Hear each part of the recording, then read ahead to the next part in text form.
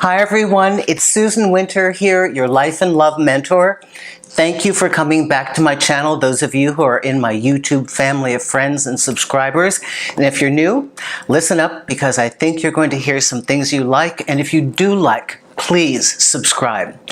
Today's discussion is from a video request, and this is from Angela. Two parts that she has to her question.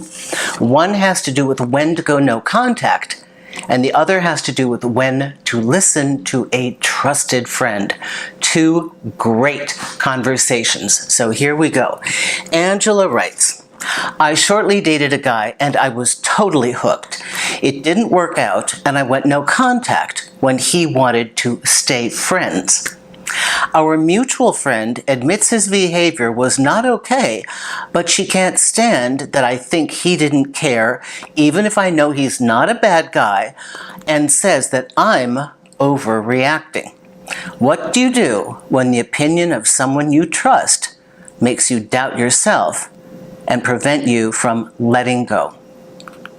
Angela, this is so great. And I am so grateful that you wrote me out of all the people in the world, because I have very strong opinions about trusting yourself. Your answer, my dear, is in your question. You know yourself. Your first instinct, good, bad, the guy's fabulous, whatever, you were hooked, as you say, hooked right away. So this was nothing casual for you. And in your innate knowing of who you were, your inner directive said, I must separate myself. I must extract myself from this person. And the way I need to do that is to go no contact. That was your inner directive. And then you got confused because your friend's like, oh, no, be nice. This is a nice guy. Sure, he's a nice guy, but he doesn't want you, and you know it. And it hurts. And you know that your process is to push them away. Now, is this right? Every decision that we make is dependent upon how that action affects us.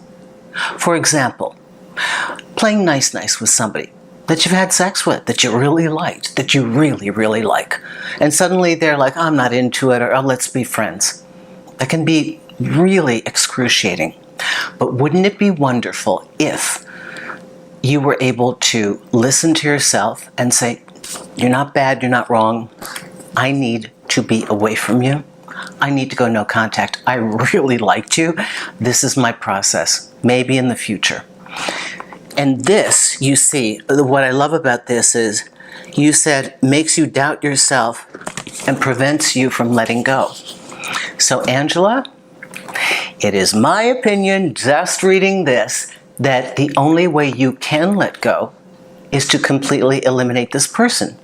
So again, no contact. No contact is when you know that that is the protocol you need to separate. There are people who advise that you be friends. That's great. Maybe they are less invested. Maybe they didn't fall as hard. And maybe in Angela's case, they didn't get hooked. So they can afford to be friends. Or the entire sexual and romantic act is just one step above getting a cup of coffee. So they didn't have a lot at stake. It is always how it will affect you. All right, so that's number one. So Angela, my opinion is that you were right. Now, point two, when do we listen to a trusted friend? There is no guru, sage, or thought leader who has absorbed and regurgitated the thoughts of others. The greatest minds in the world have observed life, had their own experiences, and went into themselves and came up with their unique answer. And if their answer happens to match the voice of others and philosophers, fine. It is not the repeating of the words. It is not the theory of whether it is correct. It is the application and the understanding. To be an independent thinker means that you know the answer, and to be safe in dating means that you trust yourself. And if every time you have an inner directive and somebody sways you because it's what they would do, or they read it in a book, or that's what 90% of the people are saying on YouTube, you don't have an answer. So much of what we hear is the same old regurgitated. And it's, have boundaries, love yourself, make sure you're a high value person. I mean, yada, yada, yada. Is it true? Of course it's true. I say many of the same things too. But inside ourselves, we know ourselves. Now, there is one exception to this. If your friends are all saying in unison, we are terrified, this person is really bad for you, we are watching you fall apart in front of us. If this person that you're with is physically, emotionally, financially, sexually, psychologically, mentally abusive, listen to your friends. It's going to be hard because you're probably really under their spell. But if it's none of those, listen to yourself. The only guidance you will ever have that's true is what you think and you believe. And life is a series of personal experiments. How are you going to know unless you live it? How are you going to come to these conclusions if you only adopt the philosophy of others? You will be robotic. You will not have a unique and interesting life, and you won't have a really stellar romantic life because you'll be doing what people tell you to do, and worse yet, you will be responding in rote to how people tell you you should respond. You will be creating your relationship according to what is expected. You'll never be yourself. You can tell I'm a big fan of this, right?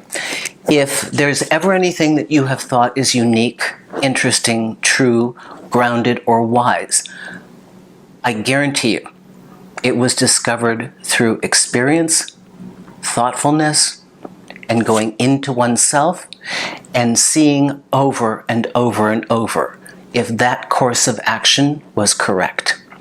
Testing the model over and over, testing the theory, testing your own research. So please trust yourself. Begin to trust yourself. The cacophony of the voices in this outer world, even in this wonderful platform, are so confusing that I have had clients who know what to do, and they are literally paralyzed because everybody around them is giving them different advice. Oh, you should call him. No, you don't call him. Oh, yes, you don't call her if you're interested in her. Yes, make her wait a week and pretend you're not interested. I mean, all of this is throwing you off your compass. Remember, you were the one who was interacting with this person. You were the one who was collecting the data.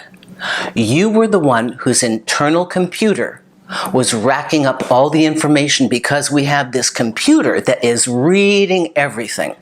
And you are the one who is the filter and the interpretation for all of this.